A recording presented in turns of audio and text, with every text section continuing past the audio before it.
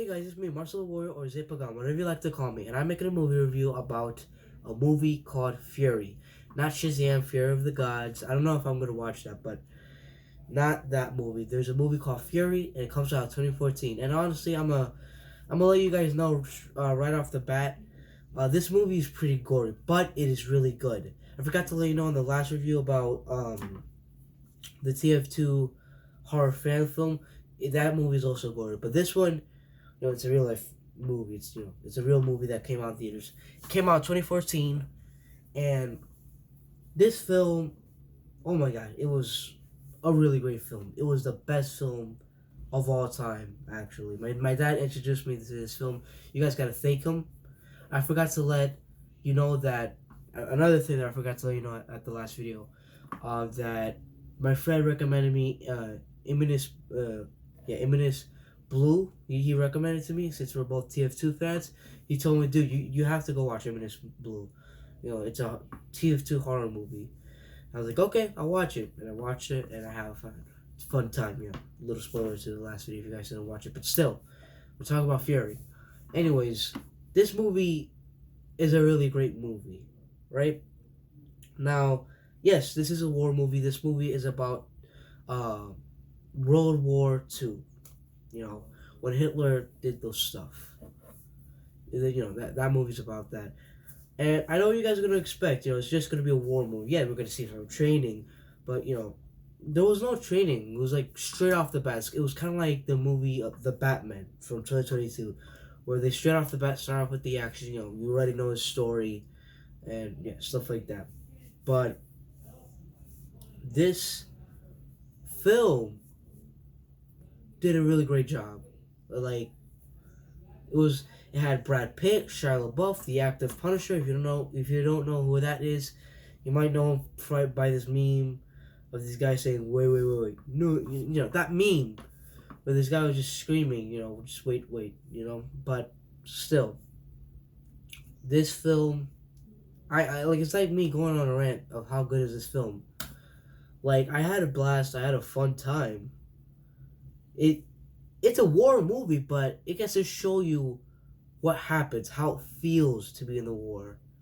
How it feels to be in World War II. It makes you emotional a little bit. It makes you emotional just a tiny bit. Well, to me, it makes me emotional just a little bit. I didn't cry. It might make people cry, but I didn't cry. But it shows of how a war can affect a man, how a war make a man feel. How it can affect them. And that's what I like. They get to introduce new characters, and they get to show respect later on in the film. And it was just a great idea of making this. The director of this film, wow, you did a great job. You did a great job. He even written this film. He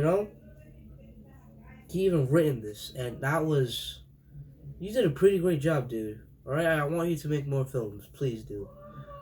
But this, it gets to, this film, honestly, is mostly about tanks, but there is this one scene that is very suspenseful. I love it. I really like that scene. It's about, I'm sorry for the spoilers, but, I'm going to let you know about spoilers. If you don't want to hear this, press pause of this video, get out of this video, and go watch the movie, Fury. I don't think, just watch the movie.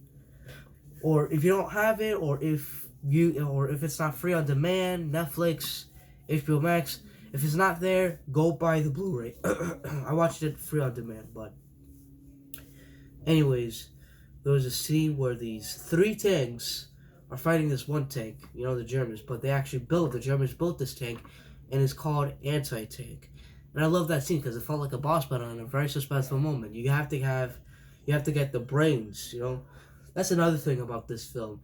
They are very smart. They did very smart things, and I really like that.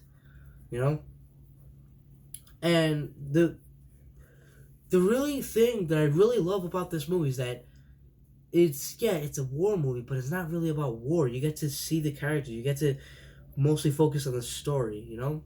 Like, it's actually mostly about the story instead of the war. Yeah, people are gonna watch it for the war, you know? Kind of like the same thing with Godzilla. People are gonna watch it for Godzilla fights or just Godzilla. And people are gonna think that it's just a random monster movie, just a random monster movie for the families to watch. But it's actually not. It has a deeper meaning, you know? It actually tells you stuff. It tells you about America's atomic bomb on Japan. I think I got that right. But I already know that it was about atomic bomb on Japan, and you know this director of Godzilla is trying to tell to just please do not do any more atomic bombs. You know, it has a story, it has a meaning to it. It also was a meaning of God's punishment. You know, God is sending a punishment to the world because they are doing a lot of bad stuff. He thought mankind would be good, but a lot of things were racist. You gotta admit.